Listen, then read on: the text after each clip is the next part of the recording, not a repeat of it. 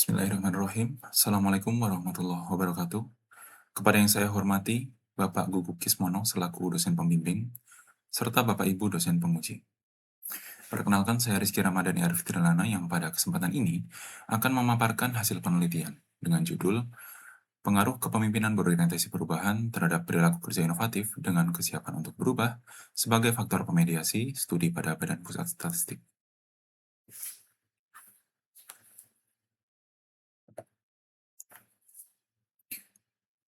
Latar belakang penelitian ini bermula dari tekanan transformasi digital yang dihadapi Lembaga Statistik Nasional di seluruh dunia, termasuk Badan Pusat Statistik atau BPS. Peraturan Presiden Nomor 1 Tahun 2025 dan Rencana Strategis BPS 2025-2029 mempertegas mandat ini. BPS dituntut bergeser dari sekedar penyaji data menjadi penyedia insight kebijakan strategis dengan integrasi AI dan Big Data sebagai prioritas utama.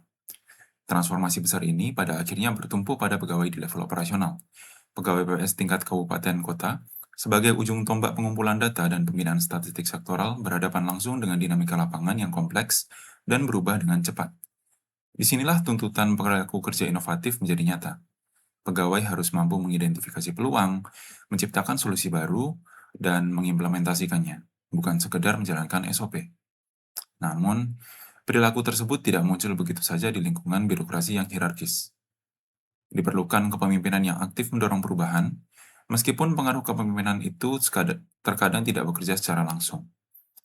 Sebelum bertindak inovatif, pegawai terlebih dahulu mengevaluasi apakah perubahan itu relevan, apakah mereka mampu, dan apakah pimpinan mendukung. Proses evaluasi psikologis inilah yang menjadi bekal kesiapan individu pegawai untuk berubah. Hubungan antara kepemimpinan, kondisi pegawai, dan perilaku inovatif sudah banyak dikaji, namun hampir seluruhnya di sektor swasta.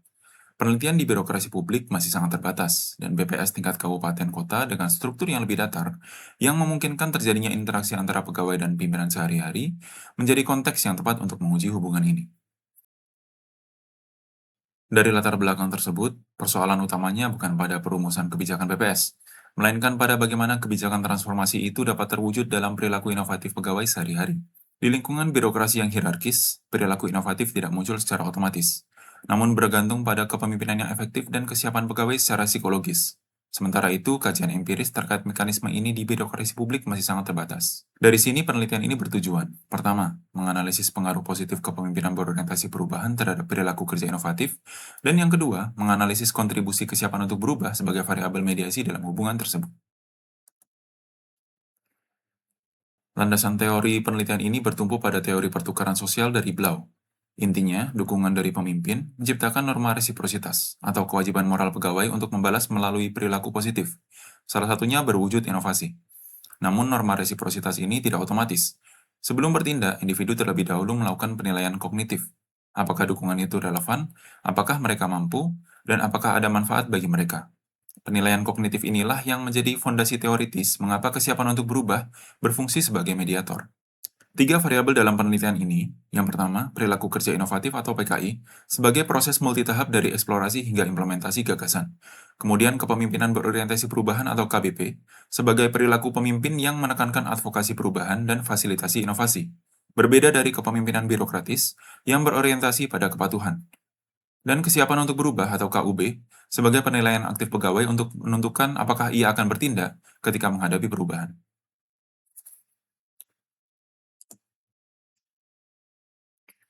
Dari kerangka TPS, kepemimpinan berperan sebagai stimulus sosial yang memicu penilaian kognitif pegawai melalui kesiapan untuk berubah, yang kemudian mendorong perilaku kerja inovatif. Dua jalur yang beroperasi bersamaan. Untuk itu, hipotesis pertama dalam penelitian ini adalah kepemimpinan berorientasi perubahan berpengaruh positif terhadap perilaku kerja inovatif. Norma resiprositas mendorong pegawai membalas dukungan pemimpin melalui tindakan inovatif. Sedangkan hipotesis kedua, kesiapan untuk berubah memediasi pengaruh positif kepemimpinan berorientasi perubahan terhadap perilaku kerja inovatif. Norma resiprositas tidak berlaku secara otomatis. Pegawai terlebih dahulu menilai secara kognitif apakah dukungan pemimpin itu relevan dan bermanfaat bagi mereka. Hanya setelah penilaian itu positif, tindakan inovatif muncul sebagai bentuk respons. Penelitian menggunakan pendekatan kuantitatif dengan survei daring yang dilaksanakan pada bulan Februari hingga Maret 2026. Populasi targetnya sebanyak 13.775 pegawai BPS tingkat kabupaten kota dengan sampel minimum 155 responden yang jumlahnya ditentukan menggunakan metode inverse square root. Instrumen yang digunakan diadaptasi melalui proses back translation dan face validity. Perilaku kerja inovatif dari Johnson sebanyak 7 item, kepemimpinan berorientasi perubahan dari Yukel sebanyak 6 item, dan kesiapan untuk berubah dari Vakola sebanyak 6 item termasuk 1 item negatif. Analisis menggunakan partial least square, structural equation modeling atau PLS-SEM dengan Smart PLS versi 4. Mencakup outer model, inner model, uji hipotesis via bootstrapping, dan klasifikasi mediasi menggunakan VAF. Dari 13.775 kuesioner yang disebarkan, 822 kembali dan seluruhnya dapat diolah, atau response rate sebesar 5,97%. Meski tergolong rendah, profil demografis sampel pada dimensi usia dan jabatan mendekati komposisi populasi BPS tingkat kabupaten kota, mengindikasikan sampel cukup representatif secara demografis. Mayoritas responden laki-laki, berusia 30-45 tahun, menduduki jabatan fungsional dengan masa kerja 11-20 tahun. Pada uji validitas konvergen pertama, seluruh item KBP dan PKI memenuhi syarat. Namun, KUB3 dieliminasi karena hanya memiliki nilai outer loading sebesar 0,189, mengindikasikan terjadinya ambiguitas interpretasi oleh responden. Variabel KUB di pengujian kedua tersisa 5 item, dengan nilai AV meningkat dari 0,508 menjadi 0,604. Validitas diskriminan terkonfirmasi. Pada formula Larker, akar kuadrat AV setiap konstruk lebih besar dari seluruh korelasi antar konstruk di baris dan kolomnya. Artinya setiap konstruk lebih kuat mengukur dirinya sendiri dibanding konstruk lain. Kemudian seluruh nilai HTMT jauh di bawah 0,85. Reliabilitas seluruh konstruk melampaui ambang 0,7. Reliabilitas komposit dan Cronbach alfa seluruh variabel berada di kisaran 0,833 hingga 0,936. Secara deskriptif, seluruh rata variabel berada di atas titik tengah skala, mencerminkan persepsi positif responden. Variabel KBP memiliki rata tertinggi, item tertingginya KBP 2, tentang kepercayaan diri dan optimisme pimpinan dalam mengajukan perubahan. Sementara item terendahnya KBP 3, tentang perspektif jangka panjang pemimpin. KUB berada di posisi tengah, dengan item tertinggi KUB 1, tentang keyakinan kesiapan individu dalam menghadapi perubahan. Dan item terendah KUB 4, tentang efikasi diri dibanding rekan kerja. PKI memiliki rata terendah dengan item tertingginya PKI 5, tentang penerapan gagasan baru dalam tugas, dan item terendah PKI 6, tentang memperkenalkan gagasan kesatuan kerja secara bertahap. Pola ini menarik.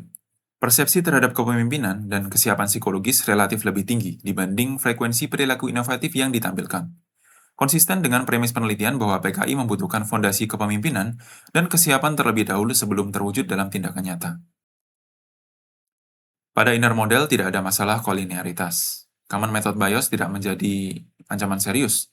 Terbukti dari nilai uji full collinearity VIF yang berada di bawah ambang batas 3.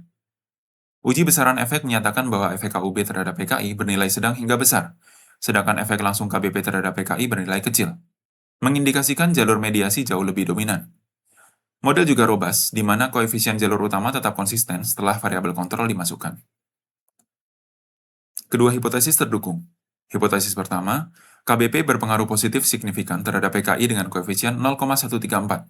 Hipotesis kedua, KUB memediasi pengaruh KBP terhadap PKI secara signifikan dengan koefisien sebesar 0,217. Yang menarik dari perbandingan keduanya adalah efek tidak langsung lebih besar dari efek langsung, 0,217 berbanding 0,134. Ini dikuatkan oleh besaran efek jalur langsung KUB PKI sebesar 0,304 yang jauh melampaui KBP PKI yang hanya 0,022. KUB terbukti sebagai katalisator yang lebih dominan dibanding jalur kepemimpinan. Variance accounted for sebesar 61,8%, yang berarti lebih dari separuh pengaruh total KBP terhadap PKI ditransmisikan melalui KUB. Nilai ini berada dalam rentang mediasi parsial, sedangkan pola mediasinya adalah komplementer, di mana kedua jalur bernilai signifikan dan searah, bekerja sinergis, bukan saling meniadakan.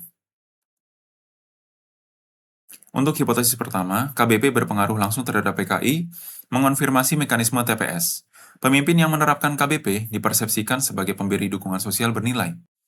Dan norma resiprositas mendorong pegawai membalas melalui eksplorasi, penciptaan, promosi, dan implementasi gagasan. Ini konsisten dengan temuan dari Hamzah dan kawan-kawan yang menegaskan bahwa kepemimpinan menggerakkan inovasi melalui pembangunan kepercayaan dan komunikasi berkelanjutan. Data deskriptif mendukung temuan ini. Item KPP2 tentang kepercayaan diri dan optimisme pimpinan mencatat rata tertinggi sebesar 4,074. Namun, meskipun hasilnya signifikan, efek langsung tergolong kecil, mengindikasikan adanya mekanisme atau faktor lain yang memengaruhi hubungan ini. Hal ini terjawab dalam hipotesis kedua, di mana sebelum merespons melalui inovasi, pegawai melakukan pemrosesan kognitif untuk mengukur kesiapan diri. Proses inilah yang mengonversi stimulus kepemimpinan menjadi motivasi internal untuk berperilaku kerja yang inovatif. Efek mediasi yang lebih besar dari efek langsung, dan besaran efek KUB PKI yang sebesar 0,304 jauh melampaui efek langsung KBP, mengonfirmasi indikasi adanya faktor lain yang menguatkan pengaruh kepemimpinan terhadap perilaku inovatif pegawai. Temuan kritisnya, rendahnya nilai KUB 4 tentang efikasi diri mengindikasikan bahwa pegawai masih ragu akan kapasitas pribadi dalam menghadapi perubahan. Temuan dari penelitian ini juga memperluas validasi Indriastuti dan Fahrunisa dari satu provinsi ke skala nasional dengan prosedur lain, yaitu bootstrapping yang lebih ketat. Dua simpulan utama dari penelitian ini adalah, pertama, KBP terkonfirmasi berpengaruh positif signifikan terhadap PKI. Semakin kuat kepemimpinan mendorong perubahan, semakin kuat pegawai berinovasi. Kedua, KUB terkonfirmasi sebagai jembatan psikologis yang menguatkan pengaruh kepemimpinan terhadap perilaku inovatif pegawai. Kedua jalur bekerja secara sinergis, memperkuat pengaruh total KBP terhadap PKI yang mengkategorikan model penelitian ini dalam mediasi komplementer. Secara akademis, penelitian ini memperluas validitas taksonomi UCL di birokrasi pemerintahan, sekaligus mengkonfirmasi mekanisme TPS tetap berlaku meski dalam organisasi hierarkis, dengan catatan bahwa efek langsung yang kecil mengisyaratkan masih ada faktor lain yang turut berperan. Secara praktis, berdasarkan temuan data deskriptif, pemimpin perlu dilatih mengaitkan tugas harian dengan orientasi strategis jangka panjang, agar pegawai punya pembenaran untuk berinovasi. Dan organisasi perlu program penguatan efikasi diri pegawai agar kesiapan untuk berubah terbentuk secara lebih optimal. Demikian pemaparan hasil penelitian saya. Atas waktu dan perhatian yang diberikan, saya sampaikan terima kasih. Wassalamualaikum warahmatullahi wabarakatuh.